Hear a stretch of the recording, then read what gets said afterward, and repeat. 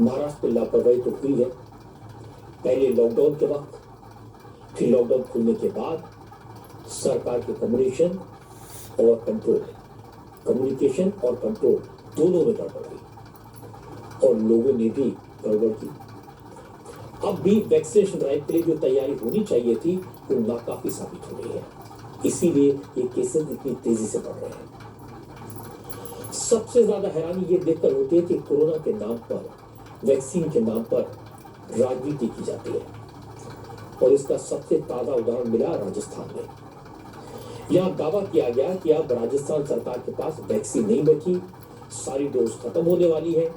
केंद्र सरकार ने कोरोना वैक्सीन की जितनी डोज राजस्थान को भेजी थी सब की सब इस्तेमाल हो गई है, इसलिए केंद्र सरकार को जल्दी से जल्दी कम से कम 60 लाख डोजेज और भेजनी है, वरना राजस्थान में वैक्सीनेशन ड्राइव बंद करनी पड़ेगी। राजस्थान में फिलहाल कोरोना की सेकंड डोज दी जा रही है। हॉस्पिटल में बाकायदा नोटिस लगाकर कहा गया है कि पहली डोज वालों को आज टीका नहीं लगेगा। आज राजस्थान के हेल्थ मिनिस्टर रघु शर्मा ने कहा कि राजस्थान को जितनी वैक्सीन अलॉट की गई थी सब की सब इस्तेमाल हो गई। जो वैक्सीन हमको दी गई थी 29,90,100, 2,15,000 हमने आर्मी को दे दी। उसमें से करीब 21-22 लाख लोगों को वैक्सीनेट किया जा चुका है। पिछले 8-9 दिन में 1 लाख वैक्सीन वेस्टेज हो गई। अब हमारे पास वैक्सीन बची नहीं है। मैंने 5 तारीख को नीति आयोग के जो सदस्य हैं डॉक्टर पॉल, उनको मैंने कहा था हमारे पास मंगलवार तक की वैक्सीन बची हुई है, आप हमको वैक्सीन सप्लाई नहीं करोगे तो ये काम रुक जाएगा। आज हालत ये है कि जो वैक्सीन हमारे पास बची है सिर्फ सेकंड डोज की हम उसको इस्तेमाल कर रहे हैं। हमारे पास बफर स्टॉक करने के लिए पर्याप्त कोल्ड स्टोरेज है, चेन है कोल्ड स्टोरेज की। राजस्थान की रिक्वायरमेंट, क्योंकि उन्होंने 67 लाख लोगों को बेनिफिशियरी माना है, उसके हिसाब से हमको 1,34,00,000 प्लस 10% भारत सरकार ने खुद ने अनुमति किया वेस्टेज का, तो 1.5 लाख वैक्सीन हमको चाहिए करीब करीब। इसके बाद रघु शर्मा ने ऐसी बात कही थी जिससे उनकी पहली बात पर भी यकीन करना मुश्किल हो गया। उन्होंने इल्जाम लगाया कि क्योंकि राजस्थान में वैक्सीनेशन काफी तेज हो रहा है, इसलिए केंद्र सरकार वैक्सीनेशन की रफ्तार को स्लो करने के लिए कह रही है। अब हमारी मांग है भारत सरकार से कि हमको मई के महीने में कम से कम 60 लाख वैक्सीन उपलब्ध कराए, ताकि वैक्सीनेशन का जो काम हम लोग कर रहे हैं पूरे कंट्री में सबसे बढ़िया, वो सामान्य गति से राजस्थान में चलता रहे। लेकिन हमें ये कहा गया है कि आप अपना काम की गति को थोड़ा स्लो करो। अब स्लो भी करें तो भी वैक्सीन नहीं है, तो वैक्सीन हमको उपलब्ध कराई जाए, ये हमारी मांग है भारत सरकार से, ताकि राजस्थान के लोगों को जो कैटेगरी इन्होंने तय की है 60 साल से ऊपर के लोगों की और 45 साल से 59 साल के बीच के कोमोर्बिड लोगों की, उनको हम वैक्सीनेट कर सके। कल को ये नहीं हो कि राजस्थान जो पहले 8-9 दिन में अव्वल था पूरे देश के अंदर, वो अब कैसे स्लो हो गया, कैसे उसकी परफॉर्मेंस कम हो गई। इसमें हमारी जिम्मेदारी नहीं है, हमारे पास वैक्सीन नहीं है, और वैक्सीन अगर हमको कोई दे सकता है तो भारत सरकार ही दे सकती है। बहुत सारे ऐसे लोग हैं जो राजस्थान में रहते हैं, जिनको मैं जानता हूँ, घर परिवार के भी बहुत सारे लोग हैं। तो जब रघु शर्मा की बात सुनी तो चिंता हुई, क्योंकि अगर राज्य सरकार के पास वैक्सीन का स्टॉक नहीं होगा तो लोगों को वैक्सीन कैसे दी जाएगी। लेकिन मुझे ये बात बिल्कुल समझ नहीं आई कि केंद्र सरकार राजस्थान में वैक्सीनेशन की रफ्तार पर ब्रेक लगाने की कोशिश क्यों करेगी। तो दिल्ली में हेल्थ मिनिस्ट्री से हमने ये पूछा सच्चाई क्या है, तो जो जवाब मिला वो चौंकाने वाला है। राजस्थान की सरकार का हिसाब है 29 लाख वैक्सीन डोज मिली, 22 लाख को टीका लगा दिया और 1 लाख वेस्ट हो गई। 2 लाख आर्मी को दे दी, अब सिर्फ 4 लाख बची है। लेकिन केंद्र सरकार ने बताया राजस्थान सरकार को कोरोना वैक्सीन की 37,61,000 डोज दी गई थी और कल रात तक राजस्थान सरकार की तरफ जो अपडेट भेजा गया है उसके मुताबिक अब तक वहां सिर्फ 24,28,000 डोज ही इस्तेमाल हुई है। मतलब ये हो कि राजस्थान सरकार के पास इस वक्त भी कम से कम 13 लाख डोज का स्टॉक होना चाहिए। अब कहाँ कंफ्यूजन है, ये तो राजस्थान के। आज से आप हमारे हाथ का बना हुआ खाना खाएंगे। तुम जबरदस्ती हमें अपना पति क्यों बनाने पे तुली हुई? जबरदस्ती हमको अपनी पत्नी आपने बनाया था। जबरदस्ती हमारी मांग में सिंदूर आपने भरा था। अब इस सिंदूर को तो हम देखा नहीं कर सकते ना। जब तक दिखेगा अनदेखा नहीं कर पाएंगे, इसलिए अब से ये तुम्हारी मांग में दिखेगा ही नहीं।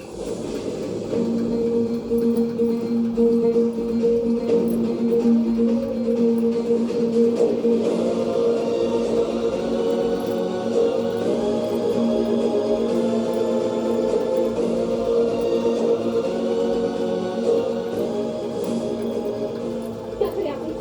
हाथ छोड़िए हमारे। पागल हो गए क्या? बहुत घमंड है तुम्हें इस सिंदूर पर। इस घमंड को मिटा रहे हैं और तब तक मिटाते रहेंगे जब तक तुम ये नहीं समझ जाओगी कि तुम इस सिंदूर के बल पर हम पे हावी नहीं हो सकती। तुम इस घर में नहीं रह सकती कभी नहीं।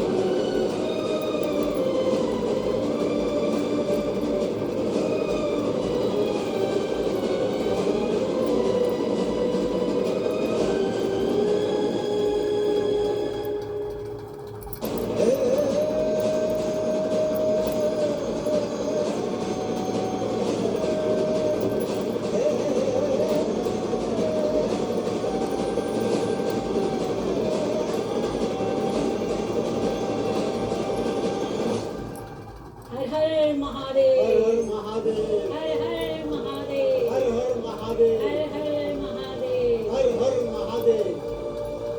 प्रणाम। पास वाले मंदिर में भोलेनाथ और माता पार्वती का यज्ञ करा कर आ रहे, सबको आरती और सुहागनों को सिंदूर दे रहे। आप लोग भी आइए।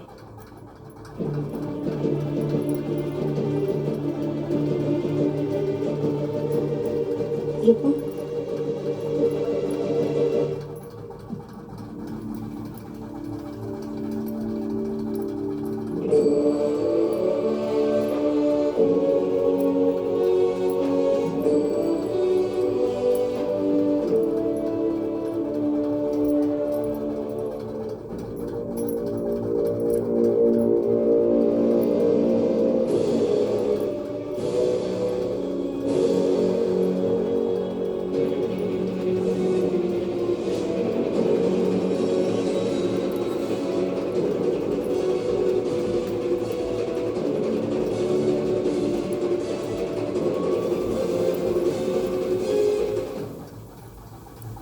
ये सिंदूर हमको भी लगाइए।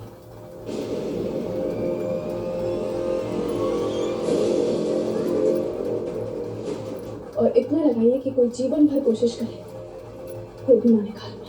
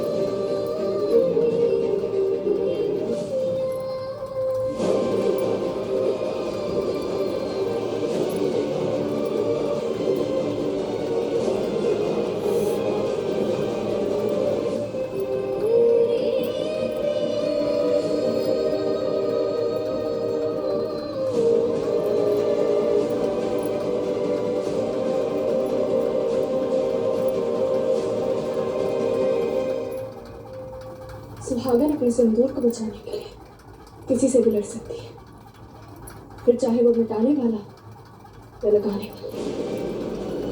ये बात कभी भूली नहीं।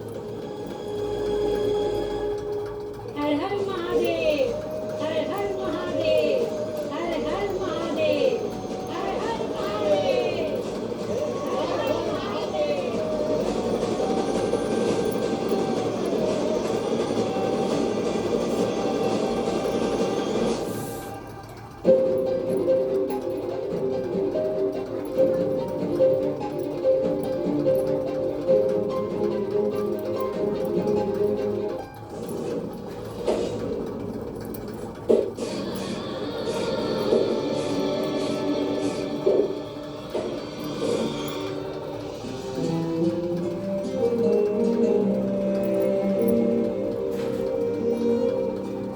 आप तो सब जानते हैं बोले,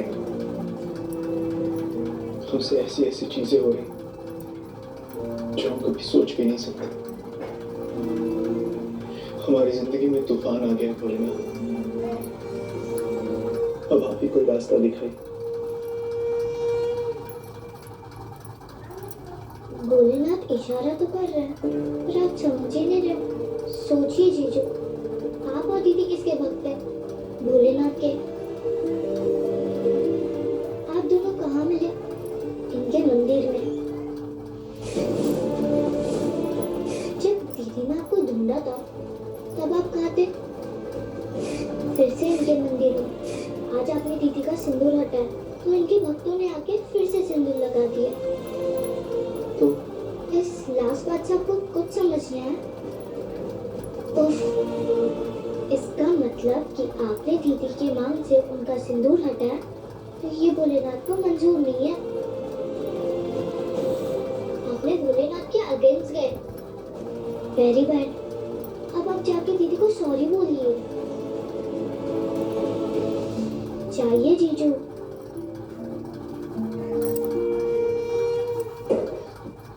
ये बाबू की तरह तुमको भी यही लगता है ना कि हम बहुत कमजोर हैं, काट नहीं पाएंगे? अभी बताते हैं।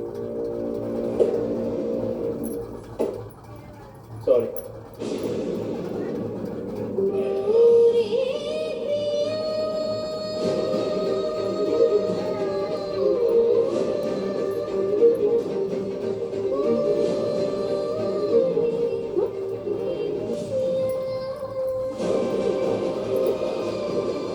सॉरी।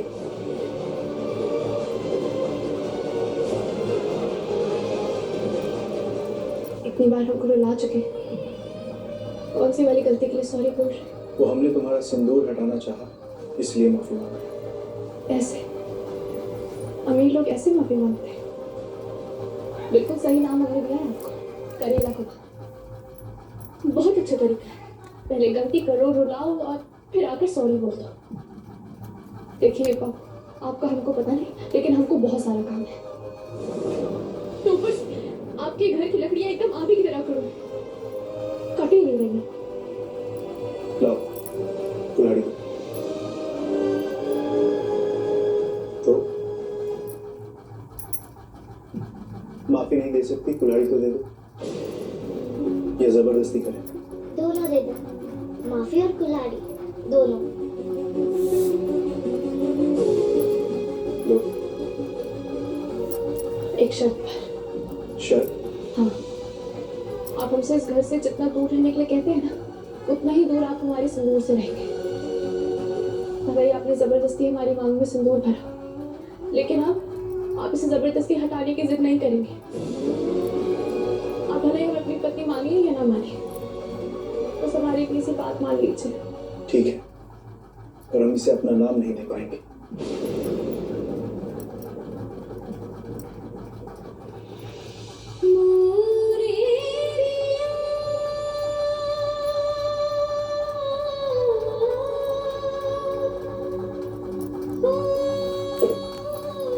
आपका हमारा रिश्ता नाम का नहीं, मन का है युग बाबू।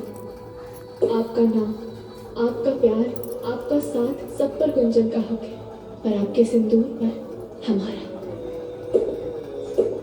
हम ना किसी और का हक छीनेंगे, ना अपना छोड़ेंगे। ये सिंदूर आपकी मजबूरी थी, पर अब ये हमारी मर्जी है। ये आपके लिए बदकिस्मती हो सकती है, पर अब ये हमारी किस्मत है। हम जानते हैं आप हमारा हाथ कभी नहीं थामेंगे, पर इस सिंदूर का साथ हम जीवन भर नहीं छोड़ेंगे युप्पा को।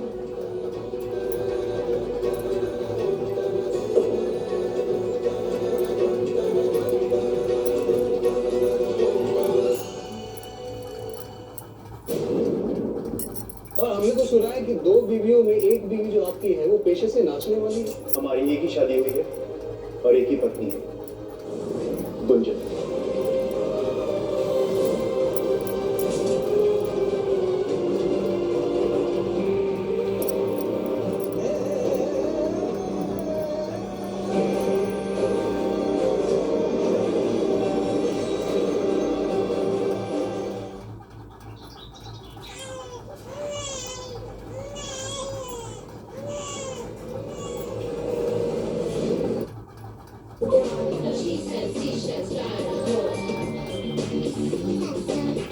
बिजनेस बढ़ाओ इंडिया के साथ।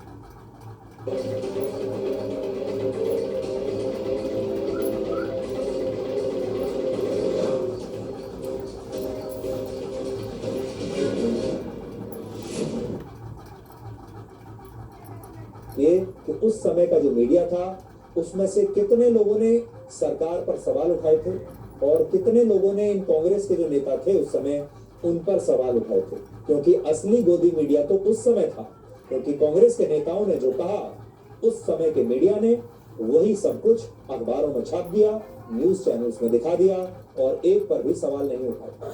जबकि ये सारे नेता उस दिन और उसके बाद वर्षों तक लगातार सफेद झूठ बोलते रहे, लेकिन हमारे मीडिया ने उनसे कभी एक सवाल नहीं किया। उस समय इस एनकाउंटर पर सवाल उठाने वालों में कांग्रेस के बड़े नेता दिग्विजय सिंह शामिल थे। पूर्व केंद्रीय मंत्री सलमान खुर्शीद ने इस पूरे एनकाउंटर की जांच की मांग की थी। ममता बनर्जी ने इसे फर्जी बताया था और यहाँ तक कि अरविंद केजरीवाल ने भी बाद में विधानसभा चुनाव में इसे बड़ा मुद्दा बनाकर मुस्लिम वोट बैंक की राजनीति तब की थी। ये सारे वो नेता हैं जिन्होंने कहा कि ये एनकाउंटर तो फेक है। इस एनकाउंटर के सिर्फ 2 दिन बाद कांग्रेस के नेता दिग्विजय सिंह ने इस पर सवाल शुरू कर दिए थे। तब इसे लेकर उनके क्या शब्द थे आज मैं आपको सुनवाना चाहता हूं। उन्होंने कहा था ये एनकाउंटर फेक है और आतंकवादियों के सिर में लगी गोलियों से साफ है कि इसे एनकाउंटर की तरह दिखाने की कोशिश हुई है। तब दिग्विजय सिंह ने इसकी न्यायिक जांच की भी मांग की थी। वर्ष 2012, 13 और 16 में दिए अपने बयानों में उन्होंने यही बातें फिर से दोहराई और बाटला हाउस एनकाउंटर को लगातार फेक बताया। यहाँ ध्यान देने वाली बात यह है कि नेशनल ह्यूमन राइट्स कमीशन ने 2009 में यानी अगले ही साल इस